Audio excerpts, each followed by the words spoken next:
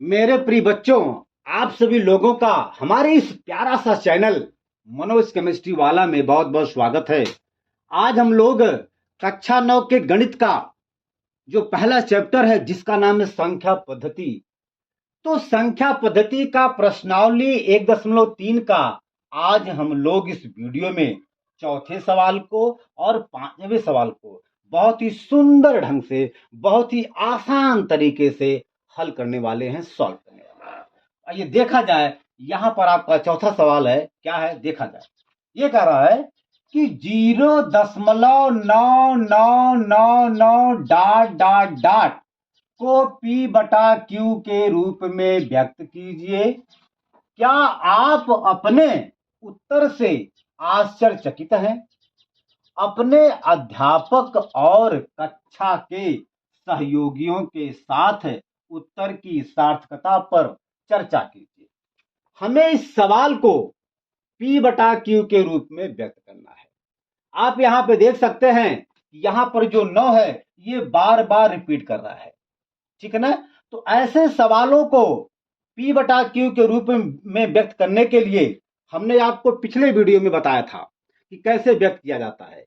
तो हम लोग सबसे पहले दिए हुए सवाल को यक्स के बराबर मानते हैं।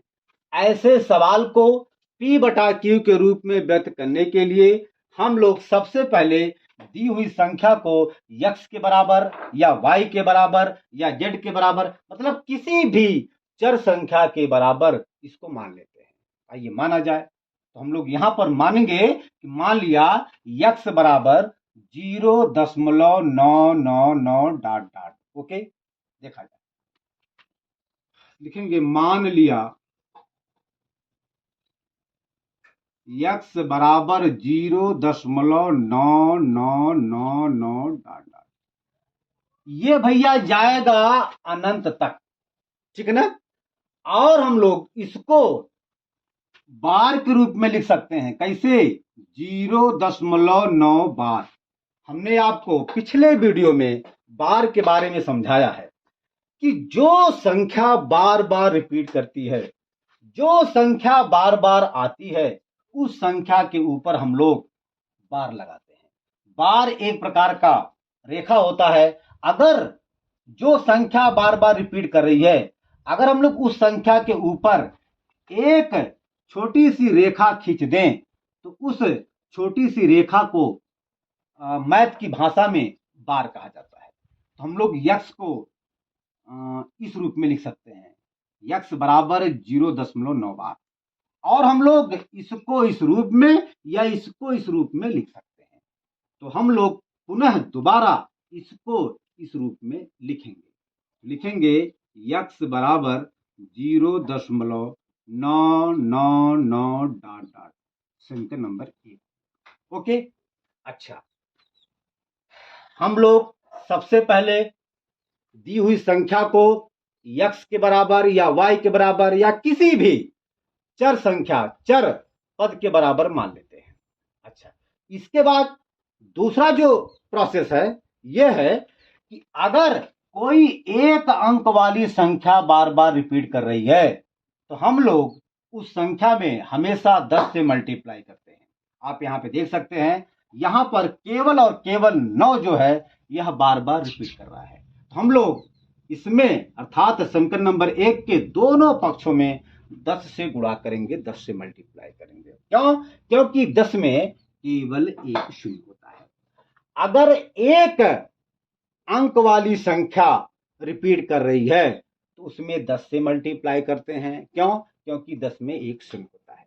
अगर दो अंक वाली, मान लेते हैं कि जैसे आपका x बराबर 0.12 बार, हम लोग यहां पे देख सकते हैं कि अगर 12 के ऊपर बार है, ये 12 संख्या अर्थात 1 और 2 संख्या ये बार बार देखिए ऐसे रिपीट कर रही है, ऐसे। तो हम लोग इसको लिख सकते हैं 0.12 बार। जो संख्या बार बार रिपीट करती है उस संख्या के ऊपर हम लोग बार लगा देते हैं। ओके, तो अगर दो अंकों वाली संख्या के ऊपर बार लगा है तो हम लोग दोनों पक्षों में 100 से मल्टीप्लाई करते हैं भैया। क्यों? क्योंकि 100 में 2 जीरो होता है। ये जीरो डिपेंड करता है, जीरो की संख्या डिपेंड करता है कि कितने अंकों वाली संख्या के ऊपर बार लगा है। अगर 3 अंकों वाली संख्या के ऊपर बार लगा है तो हम लोग 1000 से मल्टीप्लाई करते हैं। अगर 1 अंकों वाली संख्या के ऊपर बार लगा है तो हम लोग 10 से मल्टीप्लाई करते हैं। अगर 2 अंकों वाली संख्या के ऊपर बार लगा है तो हम लोग दोनों पक्षों में 100 से मल्टीप्लाई करते हैं। यहां पर मेरे प्रिय बच्चों केवल और केवल 9 संख्या बार बार रिपीट कर रही है, अर्थात 9 केवल एक अंक है। हम लोग इसमें समीकरण नंबर 1 में केवल और केवल 10 से ही मल्टीप्लाई करेंगे। तो किया जाए, लिखेंगे समीकरण नंबर 1 के दोनों पक्षों में कैसे भैया? 10 से गुणा करने पर। कोई दिक्कत? करिए भैया। हो जाएगा आपका 10x बराबर, जब हम लोग इसमें 10 से मल्टीप्लाई करेंगे तो ये दशमलव खिसक करके यहां पे लग जाएगा। हो जाएगा 9.99999 डॉट डॉट समीकरण नंबर 2। हालांकि यहां पर 1 2 3 4 4 9 है तो 1 2 3 4 9 होना चाहिए, लेकिन मैंने आपसे बताया कि जो 9 संख्या है ये बार बार रिपीट करते हुए अनंत तक जा रहा है। हम लोग अपनी सुविधा के अनुसार यहाँ पे 1 9 और लिख सकते हैं ताकि कोई दिक्कत ना हो कैलकुलेशन करने में। ओके बेटा। अच्छा, अब इसका दूसरा प्रोसेस यह है कि अब हम लोग समीकरण नंबर 2 में से समीकरण नंबर 1 को घटाएंगे। क्या करेंगे? घटाएंगे। और बेटा घटाने के लिए क्या नियम है कि बाएं पक्ष में से बाएं पक्ष को घटाते हैं, दाएं पक्ष में से दाएं पक्ष को घटाते हैं। बेटा खास बात है, ये बिल्कुल खास बात है। बाएं पक्ष में से बाएं पक्ष को घटाते हैं, दाएं पक्ष में से दाएं पक्ष को घटाते हैं। तो घटाया जाए भैया, तो लिखेंगे समीकरण नंबर 2 में से समीकरण नंबर 1 को घटाने पर। बहुत सिंपल सी बात है। तो इसमें से इसको घटाएंगे तो हो जाएगा 10x माइनस x बराबर हमारे बेटवा इतना माइनस इतना, अर्थात 9.9999 डॉट डॉट माइनस 0 ये वाला 9999 डॉट। हम लोग इसको दूसरे रूप में भी लिख सकते हैं। कैसे? आइए देखा जाए। हो जाएगा 9.999 माइनस 0 ये वाला 9999 डॉट। ओके, 9 में से 9 जाए 0, 9 में से 9 जाए 0 अर्थात 0 मतलब 0, 9 में से 9 जाए 0, 9 में से 9 जाए 0, ये भैया दशमलव, 9 में से 0 जाए 9 आ जाएगा, 9 में से 0 जाए 9, ये बराबर आपका हो जाएगा 10x में से जब हम लोग 1x को निकालेंगे तो हो जाएगा 9x बराबर इतना। कोई दिक्कत? चलिए अब देखिए 9x बराबर हम लोग लिख सकते हैं क्या? 9x बराबर हम लोग लिख सकते हैं 9 के। क्यों भैया? क्योंकि 9 के बाद दशमलव लगा है और दशमलव के बाद शून्य लगा है। तो दशमलव के बाद जो शून्य लगा है इस शून्य का कोई मतलब नहीं है। हम लोग इसको लिख सकते हैं 9x बराबर 9 के। अब देखिए यह 9 गुणे में है, जब ये 9 बराबर के दाएं तरफ जाएगा तो यह 9 गुणे से बटे में हो जाएगा। तो भैया हो जाएगा x बराबर 9/9, ये कट गया 9 से 9, x का मान आ गया 1। हमने x का मान माना था क्या? 0.9999। अब हम लोग यहाँ पर यक्स के स्थान पे लिख सकते हैं 0.9999 डॉट डॉट, इसका मान आ गया भैया 1। ठीक है ना। यहाँ आश्चर्य की बात यह है कि 9x बराबर 9 के यक्स का मान आ गया 1 और हमने यक्स को माना था क्या 0.999। तो हम लोग यहाँ पर यक्स के स्थान पे ये लिख सकते हैं क्या 0.999 बराबर 1 आपका हो गया। यही आपका सवाल 4 का हल हो गया। अब आप इस सवाल को अपने कॉपी में बहुत ही सुंदर ढंग से लगा लीजिए, फिर हम अगला सवाल सॉल्व करते हैं।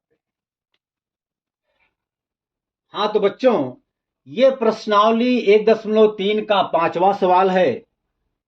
अब हम लोग इस सवाल को यहां पे सॉल्व करेंगे। आइए देखा जाए। ये कह रहा है कि 1/17 के दशमलव प्रसार में अंकों के पुनरावृत्ति खंड में अंकों की अधिकतम संख्या क्या हो सकती है। अपने उत्तर की जांच करने के लिए विभाजन क्रिया कीजिए। हमें यहां पर 1/17 को दशमलव में बदलना है और दशमलव में बदलने के बाद ये देखना है कि कौन कौन से अंक बार बार रिपीट कर रहे हैं, माने कितने अंकों वाली संख्या बार बार रिपीट कर रही है, उसी को हमें बताना है। ठीक है ना। तो हम लोग जानते हैं कि किसी भी भिन्न को जब दशमलव में बदला जाता है तो हमेशा अंश में हर से भाग देते हैं, हर वक्त या हमेशा अंश में हर से भाग देते हैं। तो हम लोग यही काम यहाँ पे करेंगे।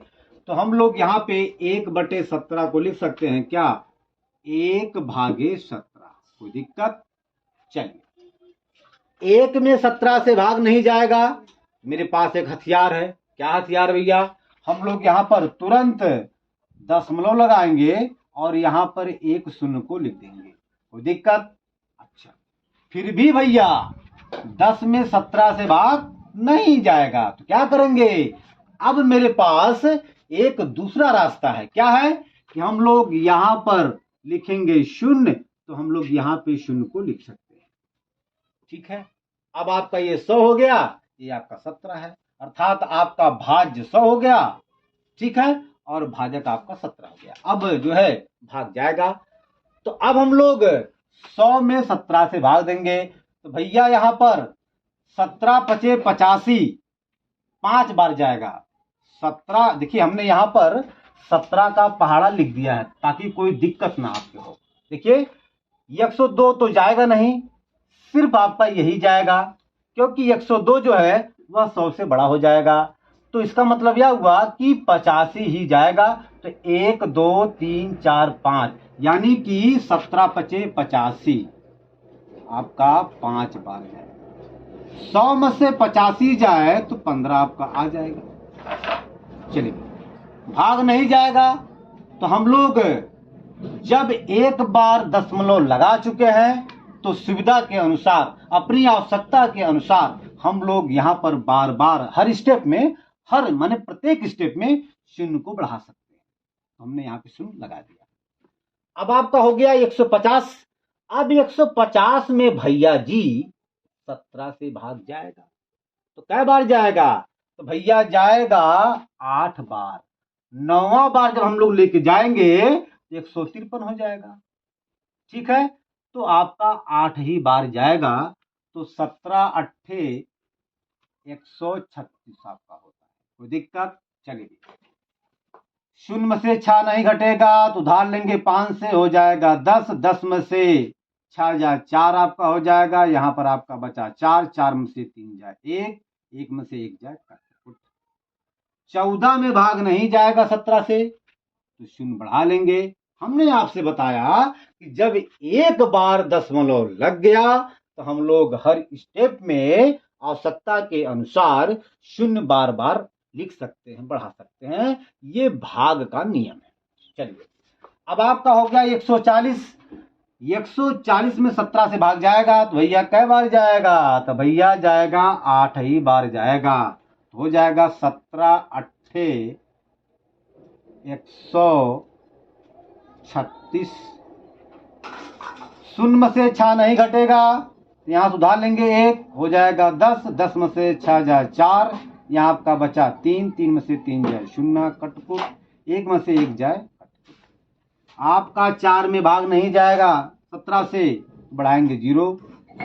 अब 40 में भाग जाएगा 17 से भैया, तो 2 बार जाएगा, क्योंकि 17 तिया 51, तो 51 जब हम लोग 3 बार लेके जाएंगे तो ये 51 आएगा, और 51 जो है 40 से बड़ा होता है, तो इसका मतलब बेटा यह हुआ कि 17 का 2 बार जाएगा, अर्थात 17 दूनी 34। कोई दिक्कत बेटा? चलिए 40 में से 34 निकल जाए 6 आ जाएगा, फिर भैया हम लोग यहाँ पर शून्य बढ़ा लेंगे, हो जाएगा 60। अब 60 में 17 से जाएगा भाग, तो भैया 17 तिया 51, 3 बार जाएगा, 17 तिया 51 आपका हो जाएगा। तो 60 में से 51 जाए आपका 9 आ जाएगा, फिर हम लोग यहाँ पे शून्य बढ़ा सकते हैं। अब आपका ये हो गया 90। अब 90 में 17 से भाग जाएगा, तो 17 पचे 85, ठीक ना, यही आपका 5 बार जाएगा, क्योंकि जब हम लोग 6 बार लेके जाएंगे तो वह 102 हो जाएगा, और 102 90 से बड़ा होता है, तो केवल आपका 5 बार जाएगा भैया, तो 17 पचे 85। 90 में से 85 जाए आपका 5 आ गया, हम लोग यहाँ पे शून्य को बढ़ा लेंगे, आपका हो गया 50। अब आपका 17 से जब हम लोग भाग देंगे 50 में, तो 17 दूनी 34 बार जाएगा भैया, क्योंकि 17 तिया 51, 51 जो है 50 से बड़ा होता है, तो भैया 3 बार नहीं जाएगा, 2 बार आपका जाएगा, तो 17 दूनी 34। ओके, 0 में से 4 नहीं घटेगा, तो क्या करेंगे, उधार लेंगे 5 से 1, जब यहाँ पे 1 जाएगा तो हो जाएगा 10, 10 में से 4 जाए 6, यहाँ आपका बचा 4, 4 में से 3 जाए 1 भैया। 16 में भाग नहीं जाएगा 17 से, 0 बढ़ा लेंगे, कै बार जाएगा भैया, आपका जाएगा 9 बार, 153, तो 17 नामा 153 भैया। तो 10 में से 3 जाए 7, 5 में से 5 जाए कटपुट, 1 में से 1 जाए कटपुट, भाग नहीं जाएगा, बढ़ाएंगे 0, तो क्या बार जाएगा भैया, जाएगा आपका 17 चौका 68, ये जाएगा ना, 17 चौका 68 आपका जाएगा, तो आपका जाएगा 2, ये बढ़ाएंगे 0, 17 दूनी 34, यानी कि 17 एकम 17 जाएगा। तो दिक्कत,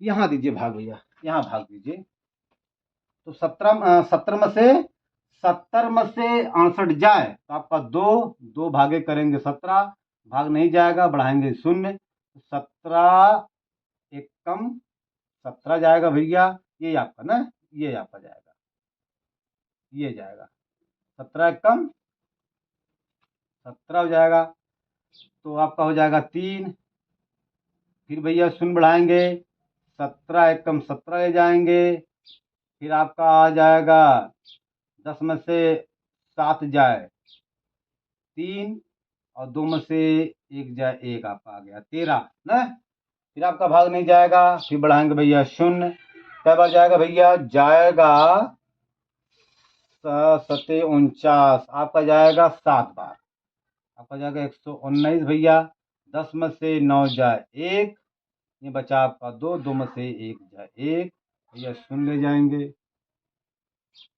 ठीक है, तो आपका जाएगा जो है 17 छक्का 102 हो जाएगा भैया, आपका आ जाएगा 8 आ जाएगा, फिर आपका आ जाएगा जो है 0 हो जाएगा, 17 है ना, 17 चौका 68, ये भैया आपका हो जाएगा जो है,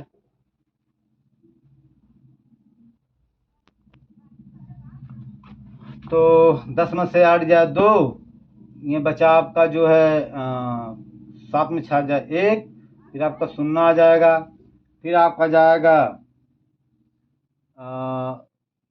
17 जो है 70, 119 आपका हो जाएगा, 119 आपका आ जाएगा भैया, आ जाएगा 1। अब देखिए अब यहां पर एक था, शुरू में भैया एक था ना, एक आ गया। अब यहीं से फिर यही संख्या बार बार रिपीट करेगी। अब देखिए जैसे एक में भाग नहीं जाएगा, हम लोग शून्य को बढ़ा सकते हैं दशमलव की वजह से। अभी भी भाग नहीं जाएगा, फिर भैया बढ़ाएंगे शून्य, यहाँ जाएगा शून्य, हो गया 100, फिर जाएगा 5 बार ना, आपका 85। देखिए फिर आपका यही तो शुरू हो जाएगा, आपका आ जाएगा 15 आ जाएगा, भाग नहीं जाएगा, बढ़ाएंगे 0, फिर आपका जाएगा 8 बार ना। देखिए आपका देखिए यहीं से रिपीट कर रहा है, फिर देखिए ये आपका फिर यहां से शुरू हो गया, यानी कि इतनी संख्या यहां तक, ये संख्या जब यहां तक आती है फिर यहां से ये संख्या दोबारा रिपीट होगी। ठीक है, हम लोग यहां पे देख सकते हैं ये इतनी संख्या रिपीट कर रही है, तो भैया ये संख्या रिपीट कर रही है, तो इस रिपीट वाली संख्या में ये देखेंगे कि कितने अंक हैं। तो 1 2 3 4 5 6 7 8 9 10 11 12 13 14 15 16 अंक है, अर्थात 16 अंक है। कोई दिक्कत? तो ठीक है, आज हम अपने वीडियो का यहीं पे अंत करते हैं। अब हम अगले वीडियो में इसके बाद वाले सवाल को सॉल्व करेंगे। धन्यवाद।